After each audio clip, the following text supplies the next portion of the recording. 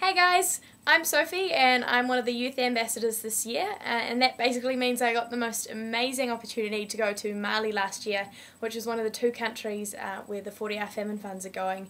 And basically I just love to share with you a bit of my experience and hopefully get you totally pumped to do the 40 Hour Famine this year. So when I was thinking about what I wanted to talk to you guys about, I was actually remembering the first village we went to when we were in Mali, and how we'd been driving for about 5 hours through this just like desert dry dust, like kind of like the Australian outback, just red dust just flying out the back of the van. And I remember after that long drive, we just came into this village and there were just children lining both sides of this road as we entered, and it was just the most amazing thing, just being welcomed by them, and they were just singing and laughing and clapping, and we were both just so stoked to kind of meet each other, I guess.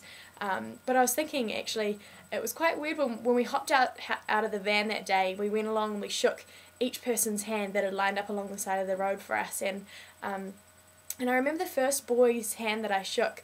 I went up to him and I touched his hand, and it was really strange because the first thing I noticed was that his hand was really rough. And for some reason, instead of looking at his face, I ended up looking at his hand, because I was just like, it's just so different. I just wasn't prepared for that, and it was quite strange, and it made me kind of think about how when I first went to Mali and before I went there, and I'm sure how many of you feel is just so, I guess, different from them. It's kind of hard to think about people living in poverty and thinking about them as yourself, if that kind of makes sense. And it was crazy because going through that line and shaking everyone's hand, by the end of the line of children, you were like looking right in their face, and you just completely forgot if their hand was rough and calloused or not.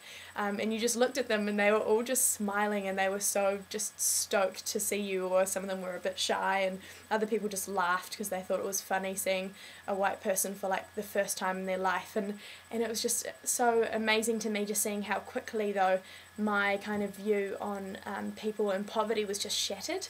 How my whole life, I guess, I love helping out with 40 Hour Famine and stuff, but I had still viewed Mali through, I guess, a postcard, kind of through TV. Like, I had distanced myself subconsciously from these people, and then just how fast though I came to realise that they're no different than me. They're just like you and me. They're just in a completely different set of circumstances.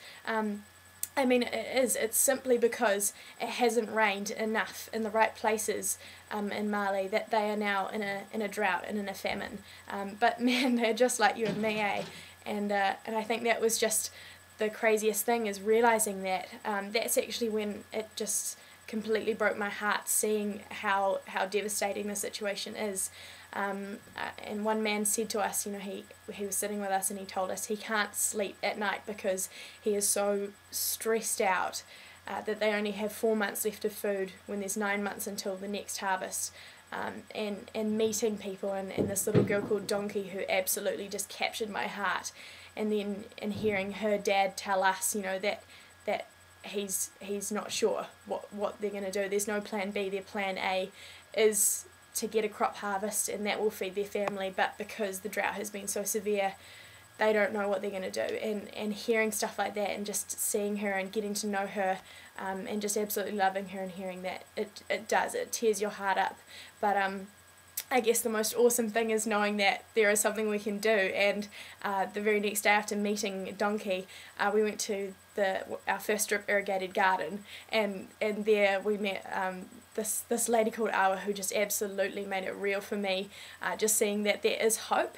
And she told me, as we sat in the garden, I could just see all around me, it was insane, going from this desert and then seeing in the distance this green, and it's just all sorts of food. You know, they're not just eating millet like Donkey is, they're eating onions and papayas and mangoes and even herbs and chilies to spice their food. You know, they're not just living to survive, they're thriving. And when Awa told me, she said it in her own words, you know, this garden means freedom. That's what she said. This garden means freedom from hunger.